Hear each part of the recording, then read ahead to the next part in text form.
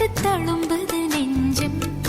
எந்த நூலாடை பறந்ததில் கொஞ்சம் கொஞ்சம் பிறை முகம் பார்த்தது கொஞ்சம். ரத்தம் கொதி கொதிக்கும், உலை கொதித்திடும் நீர் குமிழ் போல சித்தம் துடி துடிக்கும்.